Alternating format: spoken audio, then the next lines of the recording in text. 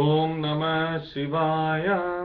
ఇంతకుముందు వీడియోలలో మనము యజ్ఞవేదములు, దేవయజ్ఞమునకు దేశకాల ప్రదేశములు, ప్రార్థ్యోలింగారాధన అంటే యజ్ఞాలలో మనకున్న భేదములు, ఏ యజ్ఞాదులు ఎక్కడ చేయాలి, ఎలా చేయాలి, ఏ సమయాలలో చేయాలి, దాని తర్వాత ప్రార్థ్యోలింగారాధన, దాంతోపాటు ఏ రోజులలో ఏ యాగాలు చేసినట్లయితే ఎటువంటి ఫలితాలు సిద్ధిస్తాయని తెలుసుకుందాం.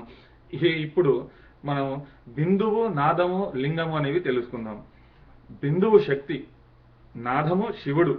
బిందునాథాత్మకమే సమస్త ప్రపంచము కావడం వల్ల ప్రపంచమంతా శివశక్త్యాత్మకం అని తెలుసుకోవాలి. నాదాన్ని ఆధారం చేసుకొని ఉంది బిందువు, దానిని ఆధారం చేసుకొని జగత్తు. అందువల్ల బిందునాదాలు రెండు జగత్తుకు ఆధారాలే. బిందునాదాత్మకమైనదిగా అనగా శివశక్త్యాత్మకమైనదిగా శివలింగము. అంటే ఇక్కడ మనకేం చెప్తున్నాడంటే బిందువు అంట, శక్తి అంట. అంటే దీనికి ముందు కూడా మీరు అసలు లింగం గురించి తెలుసుకోవాలి. శివలింగంలో పీఠం వచ్చేసి శక్తి అనగా అమ్మవారు, ఇకపోతే లింగం వచ్చేసి శివుడు. అంటే ఇక్కడ దాన్నే మనకి ఇక్కడ వివరణగా చెప్తున్నాడు.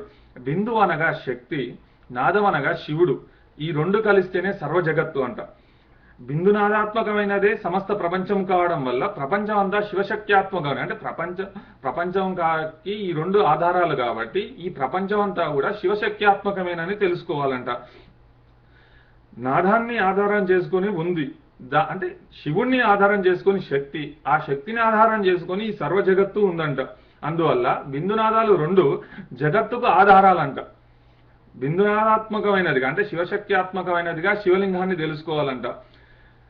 అంటే ఈ యొక్క శివలింగము తదారాధనమే జన్మ నివృత్తి అంట. అంటే మనం చేసిన పాపాలు కానీ ఎటువంటివి కానీ దాన్ని నివృత్తి చేసుకోవాలంటే శివలింగారాధన చేయాలనేది ఇక్కడ చెప్పకనే చెప్తున్నారు. కాబట్టి శివలింగాన్ని సేవించి తీరాలి. అయితే మరో విషయం, శివలింగానికి ప్రణవానికి సామ్యం ఉన్నదంటారు. ఆ పంధాలో చూస్తే ఈ శివలింగం 6 విధాలుగా ప్రకటింపబడుతుంది. ఈ 6 విధాలు మళ్ళీ 2 పద్ధతులుగా ఉన్నాయి. అంటే ఇక్కడ ప్రణవలింగము తర్వాత శివలింగాన్ని 2 విభాగాలుగా అంటే ముందుగా మనకి 6 రకాల లింగాలు ఉన్నాయి, అందులో మనకి 2 విధాన లింగాలు ఉన్నాయంట. ఇక్కడ ఏమిటో తెలుసుకుందాం.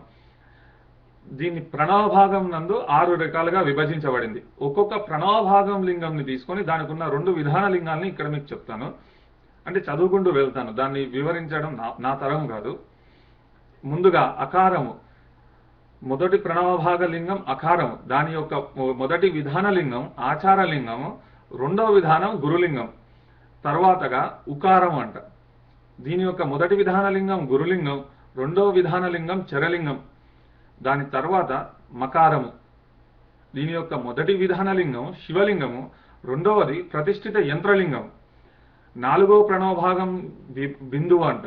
దీని యొక్క మొదటి విధాన లింగం చరలింగము, రెండవ విధాన లింగం వచ్చేసి బిందులింగం.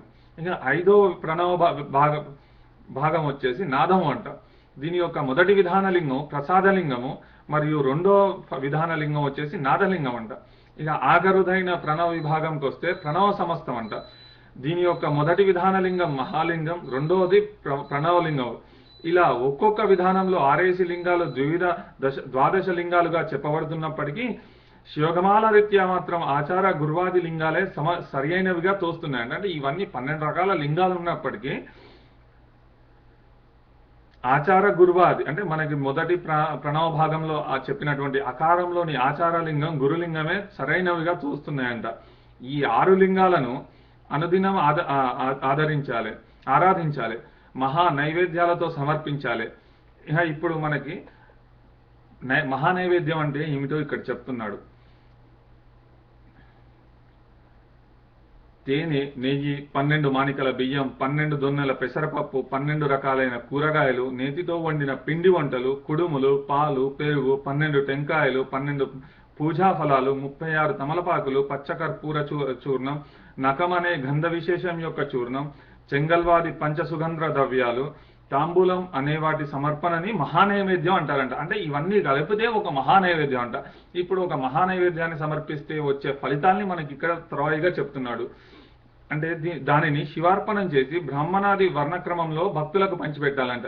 అంటే మన సనాతన ధర్మం అంటే మనకి ఇక్కడ ముందుగా సనాతన ధర్మం అంటే మనకి ఇక్కడ హిందూయిజం అనేది ఇక్కడ మనం చెప్తున్నాం. ఇక్కడ మన రిలీజన్ ఏంటంటే మనం జనరల్ గా మనం హిందూయిజం అని చెప్తాం. కానీ అసలు హిందూయిజం అనేది అసలు ఆ నామం అనేది ఎక్కడ లేదు. మనం పాటించే ధర్మం సనాతన ధర్మం, అంటే ఎటర్నల్ రిలీజన్. కానీ మనం మన పాశ్చాత్యులు అంటే ఇటు పార్సీ అరే ఇరానీ వాళ్ళే కానీ, గ్రీకులే కానీ, యూరోపియన్సే కానీ ఎవరైతే వారు వచ్చారో వాళ్ళు సింధు నదిని దాటుకొని రావడం వల్ల మనకి సింధు నదిని దాటుకొని వచ్చి ఇక్కడ మనం పాటించేదాన్ని చూసి సింధు అలా ఆ పేరు వచ్చింది అన్నట్టు హిందూయిజం అనేది. కానీ నిజానికి వస్తే అసలు హిందూయిజం అనే పేరు మనకి ఎక్కడా మన వేదాలలో కానీ శాస్త్రాలలో కానీ ఎక్కడా అసలు రాసిలేదు. ఇక మన సనాతన ధర్మానికి వస్తే మన జాతులు మన మనుషుల్ని 4 రకాలుగా విభజించారు.